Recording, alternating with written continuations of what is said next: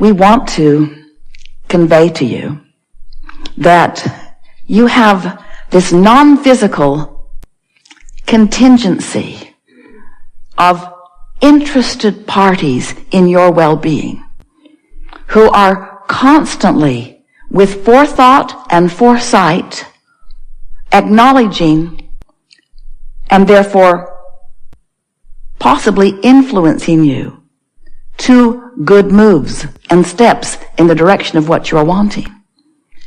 We want you to know that when you practice the vibrational vicinity of who you really are, that you have access to more of what you would call insight. If you're talking about the beasts of your planets, you call it instinct. But what it really is that all day, every day, for as long as you have been in this physical body, you've been sifting and sorting and defining what you want, and you've been sending these precise, specific rockets of desire into what we've been calling your vibrational vortex. We've been calling it a vortex, which is a vibrational holding place for all expansion that you've discovered along your way. And so, the source within you, and we are including your inner being and those dearly departed who know of you, who are interested in what you are doing, this cadre of non-physical interest and love and attention that is focused upon you, knows who you are in terms of what you've become, what's in your vortex, and all the things that you lived in order to put it there, and most important, where you stand right now in any moment in vibrational proximity to it. In other words, in maybe easier to understand words, we know where you are in relationship to what you want. We know what you want and where you are in relationship to what you want. We know what the path of least resistance is to lead you from where you are to what you are wanting. And we are always aware of where you stand in relationship to it, and always giving you loving guidance in the form of influence or clues, sometimes so vivid that it just knocks us over that you miss it. Vivid, clear clues, path of least resistance guidance to help you to get from where you are to where you want to be on every subject that is important to you all day, every day, no exception. And that's what we call the art of allowing. You preparing yourself vibrationally so that you don't miss the clues, because they're there all day. When you establish a vibrational pattern, usually by virtue of something that you've been observing, that vibrational pattern forms a point of attraction. Recently we've been calling it your emotional grid. It's like the grid or the framework of a building that's going to fill in with more details. But it's an emotional, vibrational grid that is the framework. You walk around in it, it's your point of attraction. And then that grid fills in all day, every day, with things that match the grid, all kinds of manifestations. We want you to feel the power of this grid that is within you, and we want you to recognize that your emotions are always your indicator of what you've been doing, especially lately with your emotions. And your emotions are coming in response to what you've been thinking, what you've been giving your attention to. So the source within you is aware of who you are and what you want and where you are in relationship to it. But the source within you is only focused upon, and by source within you is such a broad label to define all of us non-physical interested parties in your well-being. You see, most of you don't get that. You haven't been focused upon all of this non-physical help that you have. Sometimes it takes someone croaking in order to get your attention. Sometimes somebody who's dear to you, who's important to you, has to reemerge into non-physical before you even start thinking about what they might be thinking about you. But it's our promise to you that once you turn your attention to this non-physical, group isn't a big enough word, of non-physical interest, and you start paying attention to the way you feel, and getting yourself as often as you can in vibrational vicinity so that you can hear the messages, so that you can read the clues. We're going to be talking today a lot about your grid filling in. Have you been hearing us? If you've been listening to us for a little while recently, we've been talking about the grid. Are you aware of it? Have you been listening to us for a while? Are you aware of the vortex? So the vortex is the vibrational, if you will, holding pattern, place is the wrong word, for the details of what you've been asking for. And you've been creating that vortex for a long time. And it stands as the potential manifestation for you. But most of it is still in vibrational form, ready to be manifested. It manifests when you are in a vibrational state that allows it to show itself to you in more than vibration. So think about it. Your vortex is giving you information all day, every day. The way you feel is your indication of your relationship with it.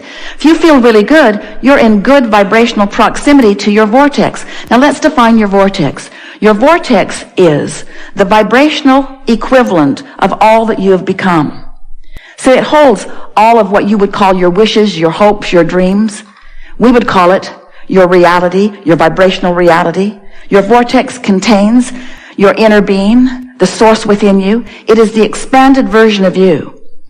And as you stand in your physical beingness, in your happiest moments, you are in such alignment with that vortex that the vortex now begins moving into your experience. Now we've been saying, get into your vortex.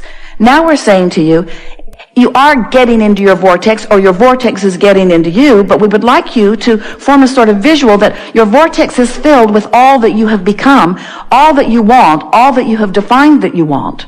And as you find vibrational alignment with that, then you create a vibrational nucleus. You provide a vibrational environment. You cause yourself to be a vibrational grid that allows those details then to manifest in your experience.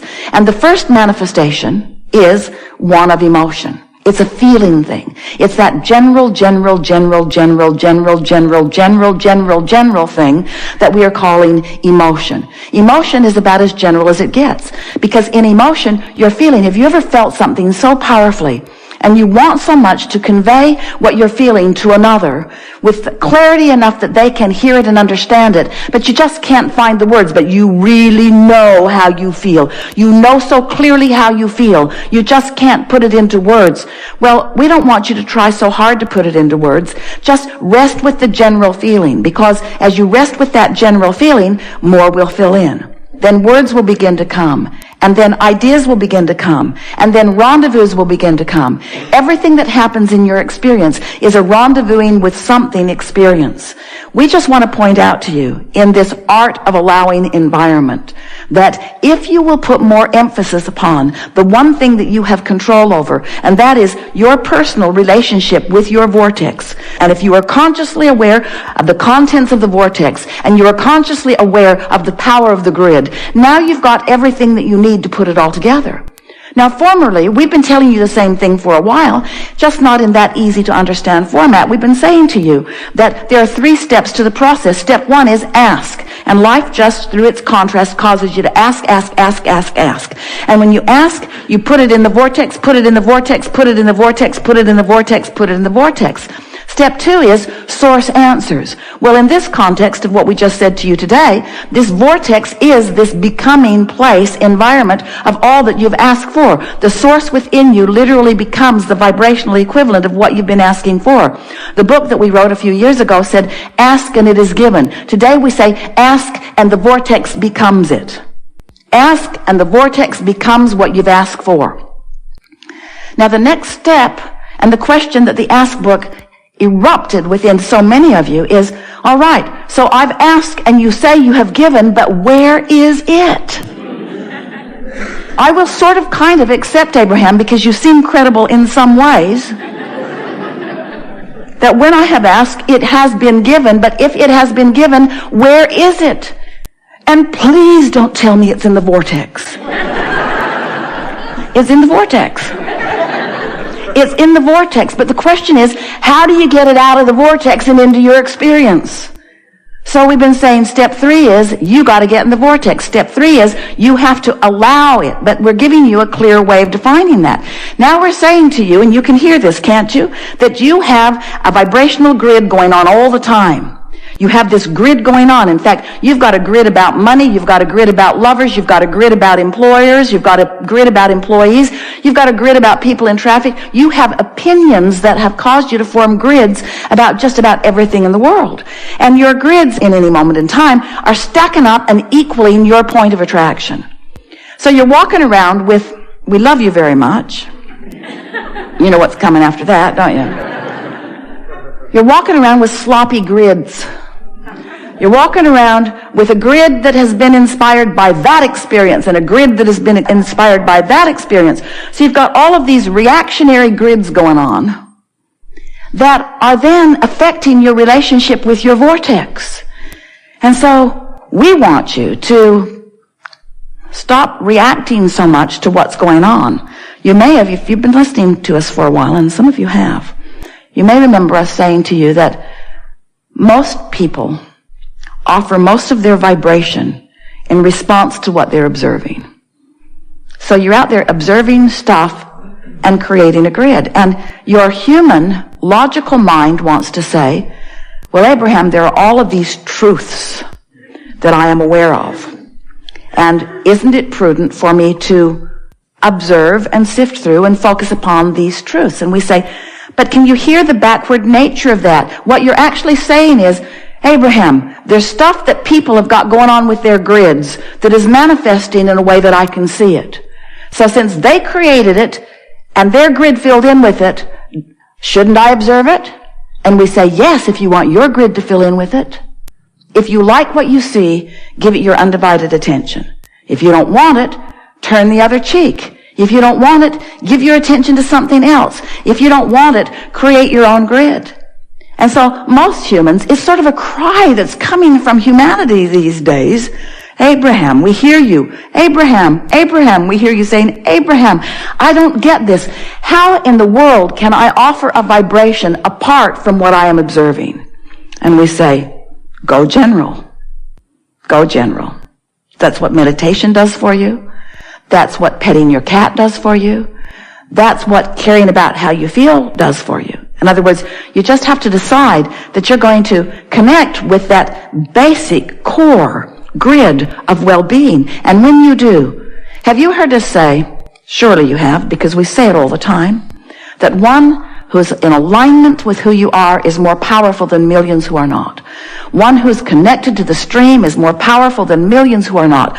One who's in the vortex is more powerful, more attractively powerful than millions who are not. In other words, you just have to experience the leverage of alignment.